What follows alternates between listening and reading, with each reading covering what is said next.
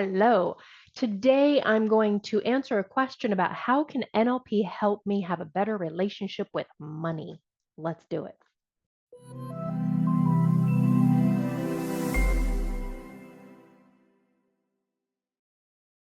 I was recently asked a question about how NLP can help with a relationship with money. I don't know about you, but I know in the past there has been way too much month at the end of my money. Now it's very different. Now I collect money. I have money for now, for my future, for my future, for my children's future. I don't even have children. I love the relationship that I have with money now, and NLP has dramatically helped me. I don't know where I learned, well, I do know where I learned because I learned everything when I was a kid. What I was going to say is I don't know where I learned or I created some of the beliefs that I had about money, but obviously from my parents and my upbringing. But money wasn't necessarily something that was talked about a lot. I know that my dad kept a ledger in this notebook. And I remember looking at it as a kid and thinking, okay, this is going to be hard. And that's probably where my beliefs came from. But other than that, there wasn't a whole lot that was taught to us about money. And sometimes I think that when we don't have the lessons, that's also teaching us the lessons of not having the lessons. So when I found trouble in money, and that was probably when I was 18, 19 is when I probably first had trouble with money. As a kid, younger than that, I had money because I had a part-time job and I always had money because I didn't spend it and I was pretty good with it and pretty tight with it and um, had it in case I needed it. So there's some beliefs in there from teenage years. But then I remember in university and I got a credit card and I think there was also a belief that if I want it, I should have it and not a lot of respect for money. And again, we learn these patterns through growing up, through our childhood, through everything. The Morris Massey's developmental periods, he says that between the ages of 8 and 13 is our modeling period. And this is how we're modeling people around us. How are they spending their time? How are they saving money? How are they respecting money? All that kind of stuff. So there was something within that time frame that I was modeling for sure. But I can tell you, I didn't have a whole lot of respect for it, especially when it came to credit. When it came to credit, it was, well, I can spend it. I could just pay it back later without the real understanding of what that meant. So I remember one conversation with my dad when I had bounced a check. I was living in America and I bounced a check, which meant that I put a check through to a store that there was not enough money to cover it. And I kind of learned that it was important, but I didn't really know what to do about that importance. So I learned how to balance my checkbook better and pay attention to it more. But it didn't really help with anything because then, credit card, and then you don't need a balance. You just spend up until it says, no, you can't spend it anymore. And then you stop until you pay it off, and in goes this cycle. And I was in that cycle for a long time. After university, I got a real job. I paid bills. I did what I needed to do. I remember I got a pay raise, and first thing I did was I went out and bought a brand new car, which was really stupid because the behavior, not Heidi, because I was moving back to Sydney within about 6 to 9 months of buying that car, and I knew that. And but again, it was I have it, therefore I can, and that wasn't necessarily a really good belief to have. I still have a belief that if I want it, I can have it, but I have to choose appropriately.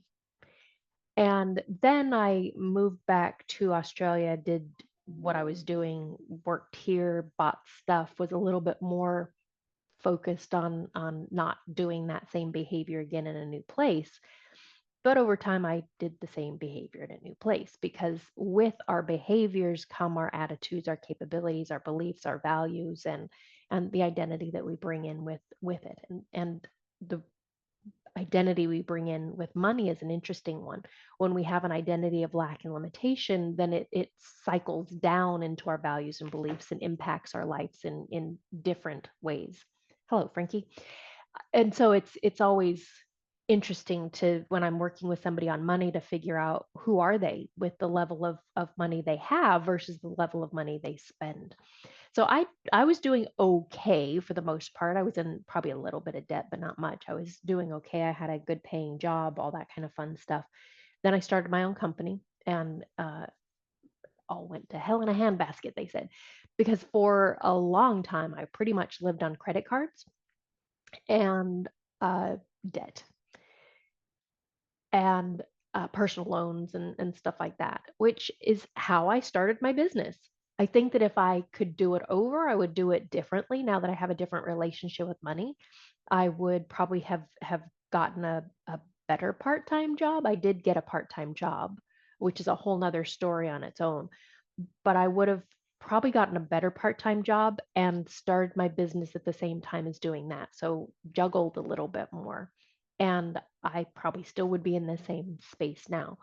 I wouldn't have had the challenges that I had with money, but at the same time, I think those help me now have lessons and learnings that I can share with you. So you don't necessarily need to do what I did. So with NLP, when it comes into this, when I learned NLP, and I learned NLP in about 1997, I started looking at a whole bunch of different areas of life. It wasn't really until I started my own business, which was in 2000, coaching and training NLP. And a few years after that, that I realized I was in a pretty desperate space and that something really needed to change.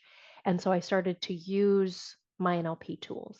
I started first and foremost to look at this belief that said you if you want it, you can have it. I also started to look at something that came out of my mouth a lot, which was a phrase that sounded a lot like, I can't afford that. I can't afford that. And I started telling myself that a long time ago because it wasn't in my budget. I didn't have a budget. I've never had a budget, but it wasn't in my budget. And so I think probably from my dad or something, well, you can't afford that. And so it's just, I can't afford that. I can't afford that. I can't afford that, which was true, but it also perpetuated the belief that I can't afford something. And then when I would still choose to purchase something on credit or um, in things that I probably didn't need, or personal loans or various things like that, then it was still, again, perpetuating I can't afford this because the deeper and deeper and deeper in debt I would go. So I first started to had to look at those. I needed to look at the parts of me. A part of me thinks I can have it. Another part knows that I probably shouldn't because they were very much in conflict. And both of them were there for my happiness, my freedom to have what I wanted to have. But one was going about it a very conservative way, and the other was not at all. I also started to look at the beliefs that I held about who I was when I spent, when I didn't spend, and that overall belief that said I can't afford it. I looked at various things, my strategies for spending, my meta programs for spending, for savings, my beliefs about savings, my values of money, my values of having future money. It was interesting when I looked at my values of savings, and values are what's important to us about something. When I started to look at my values of money, there wasn't really a whole lot of value in it. It was a provider, it gave me things. And that was about it. I didn't have any values for future money. It was all very based on now, which makes a lot of sense because at that time I was probably 25 or so. And that prefrontal cortex, that's the one that's responsible in your brain for helping us with decisions and judgments and future. It's not fully developed until about 25. So up until that point, we can focus and think about the future consequences or something. It's just that's a second two-step process because the first step is, okay, what do I want now? And I was using the now a little bit too much. So I had to look at those values around money, now and future. And I changed something in my language. And I don't remember which process it was, but something, and it could have just been my mind, but something in my mind clicked and went, well, stop telling yourself you can't afford it. What are you doing? Because the unconscious mind's unable to process negatives directly. So, what that means is when I say I can't afford it, my unconscious mind is kind of negating the I can't. And so, therefore, I'm more likely to spend because it's my mind's going, well, you can afford it. Even though the money, the numbers, the database, the spreadsheet, the bank account says, you shouldn't spend it. I changed the language that anytime my brain or my mouth went, oh, I can't afford that, to I choose to or choose not to. I choose to spend this money. I choose not to spend this money. Do you want to buy a new car? Well, I choose not to spend the money. I've got a car that works fine. Do you need these new markers, whiteboard markers? Well, I have whiteboard markers that actually work right now. I choose not to spend the money. Do you want this new dress? Ooh, I'd really like the dress. Ugh, I choose not to buy the dress right now.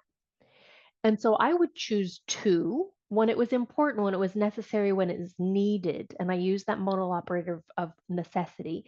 And when it was more of a modal operator of possibility, I want to, I desire, I can, I would like it, then I push pause for a second. I don't want, okay, I choose, what do I want to choose? And I would choose either way, but either way was okay because it was that two-step process. It helped me go, ooh, this is what I want now. Do I actually need it now? Do I actually want it for the future? Is it okay to wait? And then it was, I choose not to spend the money now. And that is still very much a part of my life now. I have the money to do most things that I desire to do. But it's still an aspect because I have a much better relationship, a much better respect for money. When it comes time now to pay the bills, I do so with gratitude instead of doing so with, oh, God, where am I going to come up with the money and juggling and, paying that bill to pay that bill and that credit card to pay that credit card and that loan. I've done it. It's with gratitude. And it's thank you, phone bill. Thank you, electricity. Thank you, dog food. I don't have a dog, I have a cat. Thank you, hairstylist. Thank you, whatever it is. Thank you. And I do so with an attitude of gratitude, which automatically puts into the universe something. But that aspect of I choose to. I'm chatting with Lorelai about going on another golf trip next year, this one to Spain. This year we went on a golf tour to South Africa. And I would like to go. Do I have to go? No. Do I have the funds to do so? Sure. Do I want to spend it on that? Probably. It's changed from I can't afford it or I want this, I have to have this to do you want to spend it? Do you have it? Do you choose to? Do you choose to? I like all my NLP training I did on payment plans. I couldn't have just paid out of my pocket. And having that debt was useful. So there's good debt, bad debt. And that debt was useful because having that debt that I paid every month allowed me to have the skills that I have now to do what I'm doing. But the dress, the extra night out, the shoes, the bling, the extra markers that I don't really need, even the $10 purchases, I choose to spend it. I choose not to spend it. So there was lots of beliefs, lots of behaviors, lots of patterns, lots of values that I looked at. And then every year now, twice a year, I look at my values about money specifically. And my values about money, I have my spending money, my savings money, my retirement money. They're all my personal money. I also have different values for my business money because my business money doesn't belong to me, it belongs to my business. And I have my coaching business, which is separate to NLP Worldwide business, because that's even more not mine. I spend it differently in all of those aspects. I save it differently. I treat it differently. I have different beliefs, behaviors, values, and identity with each one of them as well. And it's fun. Money is fun. I love it. It's gives me stuff. I'm not greedy with it. I'm not stingy with it. I probably still spend a little bit too much, but I also created a new belief. I wanted at some point to believe that money grows on trees. because there was a belief that it's hard. Money grows on trees. It's energy. And as I give it, I receive it. As I give it, I receive it. It's this reciprocal pool. I remember one of the visualizations that I had of it at one point was like a fountain. And this fountain sprayed up the money and it came back down into the pool, sucked it back up and sprayed it. So the more I gave, the more I received. I do so with a very healthy mindset, though. I definitely don't buy everything that I need to. I push pause on things. I might put things in my shopping cart and then leave it for a few days and then go, do I choose to spend this or not? And my relationship with money is much, much better. Take a look at yours. Take a look at yours. What's important to you about money? What are the values you have? Who are you when it comes to spending or not spending or saving or not saving? What do you tell yourself about money? Is it hard? Is it easy? Do you have that I can't afford it in there? And are you confusing your mind of what you want? Or can you have in there, I choose? I choose to, I choose not to, and hold yourself to that. Pause, pause. Money is an interesting energy, but that's all it is an energy. And I wish you loads and loads and loads of that energy, because money can't buy you happiness, but it can change things in life we don't have the lack and limitation mindset that goes with it. And you can have a great paying job, you can have inheritance, you can have money, you can have all kinds of things, and still a lack and limitation mindset. If you're already skilled in these NLP tools, use them with yourself. If you're not yet, find an NLP coach, myself, or even head over to NLP Coach Finder and join one of our coaches over there, and they can help you organize your mindset with money. If you've got questions for me, please let me know so that I can answer them. If you haven't yet subscribed to my channel, please do. Please share this, like the video, all that stuff, and I will see you next time.